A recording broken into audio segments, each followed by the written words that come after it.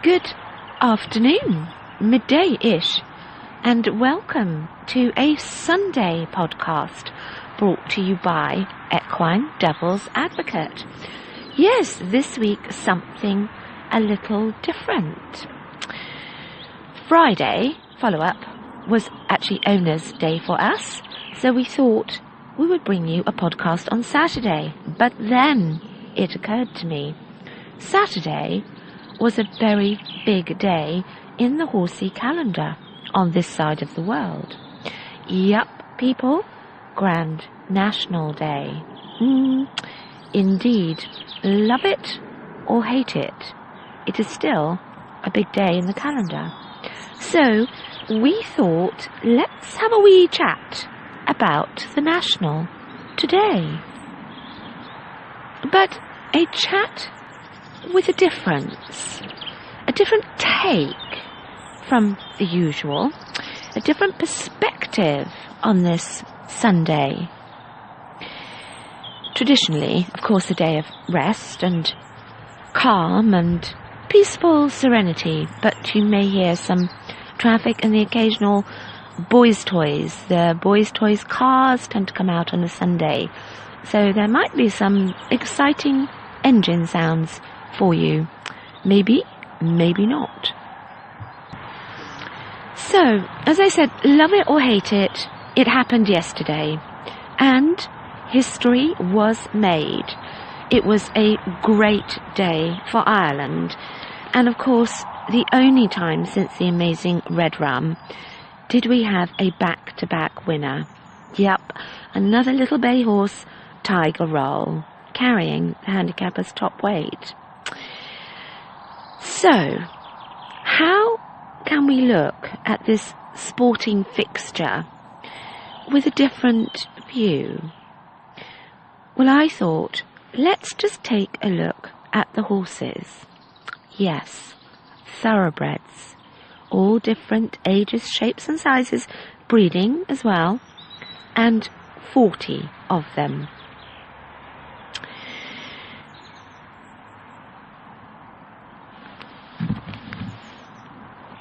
Sorry about that brief interlude. I just got momentarily distracted watching Hot Stuff beat to Biscuit with a feed bucket, as he does, and I was just wondering whether I ought to go and retrieve it off him. But actually, they seem to be rather enjoying it. Yes, Biscuit's getting a beating with a big red bucket. Fun and games on a Sunday. I did say boys' toys, but yeah, that's a slightly different take on boys' toys. So anyway, back to the National. Now, what I was going to say was, it's probably worth you knowing that it is actually a process. There is a qualifying process for horses to be eligible to run, not just any national hunt horse, I should say, is that damn bucket's distracting me, can run in the National. They actually have to prove themselves worthy and obviously athletically appropriate to qualify, and that is actually even just on paper with their past performance. And then there is, of course, all the stuff that happens behind the scenes. It's their preparation, their soundness, their fitness, their health, all so that they are in absolute tip-top form on the day. Now that is no mean feat in itself. But what I wanted to actually talk about today, what I find so interesting about taking a different perspective on the National, is that it actually demonstrates numerous qualities that horses possess. And I think they're qualities that often get taken for granted, or perhaps even just overlooked. It's also a visual example that refutes so many common opinions that are bounded around so readily today. So let's talk a different tack on the National. On the day, there is everything imaginable. There are massive crowds, and obviously they are excited, lit up, laughing, cheering, just absolutely besides themselves because they've been preparing for this day months in advance. In truth, there is no bigger atmosphere for horses to encounter. And encounter it, clearly, they do. Now, here's the interesting thing. Here's the interesting observations. All the previous races can be heard from the stables. The uproars, the cheers, the whole shebang. So when we hear thoroughbreds described as psychotic, highly strung windbags with no brain, well, perhaps think again. Perhaps not so much. When it's time, they come to the pre-parade ring. They walk, yes, with athleticism, but they're wearing the minimal tack, a bridle and a sheet. Their lads and lasses walk beside them. They stay safe distances apart from each other, and all this at a marching speed. There is no need, dare I say, for leadership. There is friendship between them, and there is support. They get a stroke on the neck, a pat on the neck. There is focus in them and a job to be done. And throughout this, the race goers, the people are everywhere. They're not still or silent or not wafting their race cards, but they're busy, they're animated and they're active. Do the horses get distracted? No, they don't. Of course they hear everything, and of course they see everything. At this point, the previous race is just finishing, and there are roars from the crowd. There is commentary. Do these horses succumb to the atmosphere? No, they don't. So again, objectively, is this not a prime example of the workmanlike attitude found in the thoroughbred horse? And does it not negate the need for the belief that one must constantly be in dominant control, being the boss? It is something to think about, something to consider. Then they go on to saddling up. And again, it's a smooth process, often done in the manner in which suits the horse. How often do the commentators go to each saddling stable, to each one, and remark upon how cool and calm they are? And yes, on the odd occasion that one isn't, it gets saddled outside, where it's happier and calmer. The horses have a choice, and that choice is recognized, it is respected, and that choice is given to them. There's no fighting, there's no dominating, there's just accepting. This is what the horse wants, this is what we will do. Just working with that horse and its preferences. After they're saddled, they go into the paddock, and they walk, as before, straight into that massive atmosphere. And believe you me, that atmosphere does not become quieter. It is building. The minute the horses enter the parade ring, that atmosphere, that buzz, builds and builds and builds. There is not one person out there who is actually calm. The owners are not, the trainers are not, the staff are not. They're all anxious, excited, on tenterhooks, full of anticipation, and probably thinking every imaginable thought. Do the horses react to this? And do they freak out about it? No, they don't. Do they freak out when they're approached by some bespoke fashion millinery? No. Or a microphone? No, they don't. Do they freak out at the cameras and the cameramen? No, they just keep walking. Do they call to each other and seek company with each other? No. Have they been desensitized? No. You may say, but they're just used to it. No, not that. Not that atmosphere. That is something, its whole own thing. There is no greater atmosphere than an Aintree anywhere in the world. You couldn't duplicate it to get them used to it if you tried. And all this, the horses are in the midst of all this, and don't forget, they are super, super fit. Athletes in their absolute prime, bred to gallop and ready to gallop, wanting to gallop. Are they off their rockers, off their trolleys? No, they're not. Then, of course, come the jockeys. Are they calm? No, they're not calm either. They are intense. They are focused. They are probably, more than anything, just wanting to get things underway. And do the horses freak out at their approach, not wish to let them near them or mount them? No, they don't. So does this not actually give a fresh perspective on the wired, unpredictable, psychotic thoroughbred that has no mind and no brakes? Well, if this doesn't, then what on earth will? Then, of course, the next stage of the process is we see them going to the start. Do they set off like a bat out of hell as a herd, all lumped together? No, they don't. They go down to the first fence to have a look. Do they not wish to be pulled up or turned around? No. Are they fighting their bridles and complaining about their bits and nosebands? No, they're not. And then, of course, we come to the race itself.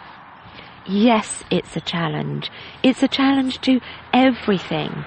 It starts way back from the program of preparation, the fitness, all the leading up to that extra length of the parade and the atmosphere preceding, the anticipation of the jockeys before the off, their desire to get the best position in the field. The challenge, of course, is the size of the fences and the distance of the race. It is a challenge. After all, it is the Grand National, and it's meant to be a challenge. To even be there is actually a very high accolade indeed. Now, of course, in the love it or hate it camp, those that hate it, their greatest argument is that horses shouldn't be made to do it. But the truth is, we can't make them do it. In fairness, no matter how good a jockey, if the horse doesn't... Boys' toy! If the horse doesn't want to, there is nothing that you could do to make it. Within that argument, people sometimes say, well, they're just not intelligent enough to know what it is they're doing. They're just running and jumping because the others are. But again, this could not be further from the truth. But equally, as equine devil's advocate, we do have to say, in fairness, how is it that you could know this as truth, beyond unshakable doubt? How could you, unless you had had first-hand experience, know that for a fact? Well, perhaps you can't. And when you hear the commentator say something along the lines of such and such a horse is really enjoying itself, you may just think it's a comment to justify the whole process, which is rather a cynical thought. But if you have personally had an opportunity to ride a horse at speed over big fences, there is no doubt as to whether they want to or they don't want to. Moreover, it's really actually the point at which you can tell that they are enjoying themselves. There is no doubt. The difference between a horse actively taking you, looking to jump the next fence, and one that is rapidly backpedaling is undeniable. It is, of course, as a very good jockey, possible to encourage, support and assist a horse that is doubting itself and backpedaling somewhat, to instill some confidence and to generate some self-confidence within that horse. You can do that in a race. In fact, in some situations, that's actually what you're there for. But if you haven't achieved that within 2 or 3 fences, game over. And you know it. Do I need to remind you of Dennis or Rick Marr, for that matter? And those horses that take you to the fence, that take you there and are doing it for you, actually, you also know they're not. They're doing it for themselves. And you also know that they would do it without you. Now, I think the Grand National in particular really highlights this.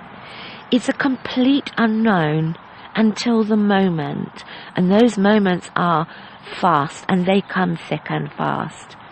And you will see those that find their confidence becoming challenged by the big fences.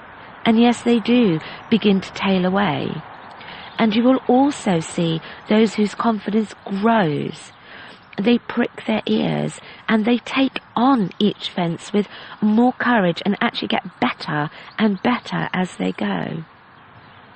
Is this not once more clear evidence and a testament to the wit and courage of the thoroughbred horse? A horse with the ability to think, decide and act on his own behalf and still allow people to be an inherent part of that process, part of that amazing journey.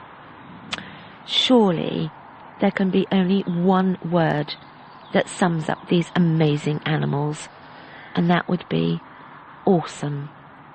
To inspire awe in their beauty, their athleticism, their ability, their intelligence, and above all, their generosity, regardless of where they might finish. And so, April the 6th, 2019, Grand National Day here in England at Aintree brought a new legend to the history books. Tiger Roll. Another blessing brought to this world. And, of course, it did also bring tragedy to the connections of Up for Review, and to them our most sincere condolences. But realistically, there is ongoing tragedy in the horse world on a daily basis. There is daily tragedy witnessed everywhere by people just venturing out to explore this world and their personal journey. And also tragedy of people stuck in their personal journey. And above all, for horses. Horses that are pigeonholed and confined by rigid methods, thoughts and opinions. So confined by us, they have no room to grow, to develop and to shine. No avenue to express their true nature, abilities, courage or identity. So, in conclusion, I guess the message in this little chit-chat here at Equine Devil's Advocate this Sunday lunchtime is, when someone tells you something, gives an unyielding, forceful opinion about what is right, how a horse must be taught, led, managed, trained, whatever it may be, look again, think again. It's very likely that there is clear evidence somewhere out there, in some way, shape or form, that refutes that opinion. Indeed, there is evidence perhaps to suggest that opinion may not actually be founded on fact.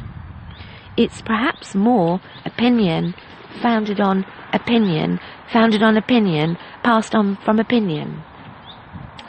And so, to all of you, challenging opinion can only lead to greater knowledge. So on that note, we will love you and leave you for today.